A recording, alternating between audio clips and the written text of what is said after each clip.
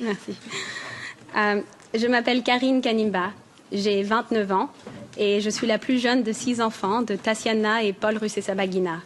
Je suis citoyenne belge et citoyenne américaine. J'ai grandi entre l'Europe et les États-Unis et jusqu'il y a 2 ans, j'avais un travail que j'aimais dans la finance à New York. En août 2020, tout a changé. Il y a exactement 766 jours, mon père a été enlevé alors qu'il voyageait depuis notre maison familiale à San Antonio, au Texas, vers le Burundi. Il a été kidnappé à Dubaï dans une opération des services secrets rwandais dirigée par le gouvernement du Rwanda, puis transporté illégalement à Kigali dans un jet privé affrété directement par le bureau du président rwandais. Mon père a ensuite été victime de disparition forcée, au cours de laquelle il a été torturé avant de réapparaître et d'être soumis à un simulacre de procès au terme duquel il a été injustement condamné à 25 ans de prison. Le gouvernement belge, le gouvernement américain, les Nations unies et de nombreuses organisations de défense des droits humains ont désigné mon père comme étant détenu arbitrairement au Rwanda. En février et octobre 2021, le Parlement européen a adopté 2 résolutions en faveur de mon père et en demandant sa libération immédiate. Notre famille est extrêmement reconnaissante envers vous tous, membres du Parlement européen, pour avoir mené les efforts en faveur de cette résolution. En 2021, j'ai été victime du logiciel d'espion Pegasus. Permettez-moi de prendre quelques instants pour retracer mon parcours et la manière dont je me suis retrouvée à être victime de ce logiciel. Je suis née au Rwanda, quelques mois avant le génocide de 1994, qui a fait de moi une orpheline. Mes parents biologiques ont été parmi le million de personnes tuées pendant le génocide, laissant ma sœur, Anaïs et moi-même, orphelines. J'avais seulement 11 mois. Pendant le génocide, Paul Rusesabagina était directeur d'un hôtel à Kigali. Durant cette période sombre de l'histoire du Rwanda, 1268 personnes sont venues chercher refuge dans son hôtel et pendant près de 3 mois, mon père les a protégés au péril de sa propre vie contre les miliciens et les militaires qui venaient tous les jours chercher des personnes à tuer. Grâce aux interventions de mon père, aucune des personnes réfugiées dans l'hôtel n'a été tuée et ils ont tous eu la vie sauve. À la fin du génocide, lorsque Paul Rusesabagina et son épouse, Tassiana, ont appris que nos parents avaient été tués, ils nous ont cherchés, Anaïs et moi. Ils nous ont retrouvés dans un camp de réfugiés et nous ont adoptés et nous ont élevés et aimés comme leurs propres enfants, qui sont devenus mes nouveaux frères et sœurs, Lys, Roger, Diane et Trésor. Mes grandes sœurs, Lys et Diane, sont ici aujourd'hui avec moi. Nous sommes restés au Rwanda pendant encore quelques mois, juste après le génocide. Mais quelques temps après, mon père a été victime de tentatives d'assassinat au Rwanda. Il a pris la décision de chercher refuge en Belgique pour notre famille, où nous serions plus en sécurité. Pendant toutes ces années, nous avons trouvé la protection que nous cherchions ici, à Bruxelles, au cœur de l'Union européenne. En 2004, cette histoire a été interprétée dans le film Hôtel Rwanda, et le nom de mon père est devenu célèbre dans le monde entier, comme un homme de paix et un homme de vertu. En 2005, il a reçu la médaille présidentielle américaine de la liberté, la plus haute distinction civile aux États-Unis. Mon père a utilisé l'attention qu'il a reçue pour aider les autres. Il a encouragé la paix et le dialogue. Il a appelé le monde à ne pas ignorer la souffrance des personnes victimes d'atrocités dans la région des Grands Lacs d'Afrique.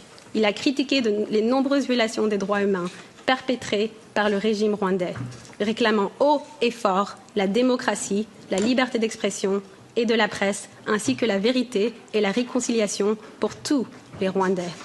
C'est en défendant ces belles valeurs dont nous jouissons ici en Europe et dont vous êtes les garants qu'il est devenu la cible du président rwandais Paul Kagame. Pendant de nombreuses années, le régime rwandais a tenté de faire taire mon père à travers une campagne ciblée et brutale visant à le décrédibiliser. Il y a eu des tentatives d'assassinat contre mon père en Belgique, des cambriolages et intrusions dans notre maison à Bruxelles et des tentatives d'intimidation. Mais mon père n'a jamais été cédé parce qu'il savait qu'il avait la responsabilité d'utiliser sa plateforme et la plateforme qui lui avait été offerte pour être la voix des personnes réduites au silence par des décennies de dictature. Cependant, le gouvernement rwandais a quand même réussi à le kidnapper, à le torturer, à l'emprisonner avant de le condamner sur base de charges fabriquées, comme il l'a fait pour de nombreuses autres personnes qui critiquent le gouvernement. Tout comme mon père avait été victime du régime rwandais, je suis à mon tour devenue la cible au même moment où je plaidais auprès de vous tous pour sauver la vie de mon père. En 2021, j'ai été contactée par un collectif de journalistes appelé Forbidden Stories, qui travaillait avec Amnesty International et Citizen Lab sur le projet Pegasus. Leurs recherches sur le Rwanda et Pegasus leur ont donné des raisons de croire que je faisais l'objet d'un espionnage. Ils ont demandé à effectuer une analyse de mon téléphone et j'ai accepté. Ils ont alors découvert que Pegasus avait été utilisé pour me cibler. J'étais terrifiée. Pour comprendre la raison de ma terreur, il faudrait imaginer ce qui serait en train de se passer à l'instant si Pegasus était encore sur ce téléphone. Le gouvernement rwandais entendrait tout ce qui se passe dans cette pièce. Il pourrait nous filmer à notre insu, sans qu'on sache que la caméra est allumée. Il pourrait voir tous mes emails et mes messages. Il pourrait écouter tous mes appels et même les conversations privilégiées avec mes avocats. En un mot, il serait en mesure de traquer le moindre de mes mouvements et de mes propos. Le plus effrayant est que le logiciel a atterri dans mon téléphone sans que je ne clique sur aucun lien, grâce à une technologie qui coûte des millions de dollars. Et le gouvernement rwandais a considéré que j'étais une cible valant ce coup. Assise aujourd'hui devant vous, j'ai perdu tout sentiment de sécurité dans mes actions privées et dans mes déplacements. Les rapports des experts ont été présentés à cette commission et les renseignements belges ont confirmé ces rapports par leur propre analyse. Par exemple, en juin 2021, j'ai été reçue par la ministre des Affaires étrangères belge dans son bureau au ministère. Les rapports montrent que le logiciel a été activé pendant ma réunion avec la ministre. Depuis le moment où je suis entrée dans son bureau jusqu'au moment où je suis sortie de son bureau, le gouvernement rwandais écoutait notre réunion. Il était actif lors de mes échanges avec plusieurs d'entre vous, membres du Parlement européen, ainsi que lors de mes interventions auprès des organisations de défense des droits humains et des journalistes. Alors que j'échangeais avec vous tous par email sur les résolutions que vous avez adoptées pour obtenir la libération de mon père en 2021, le gouvernement rwandais vous espionnait également.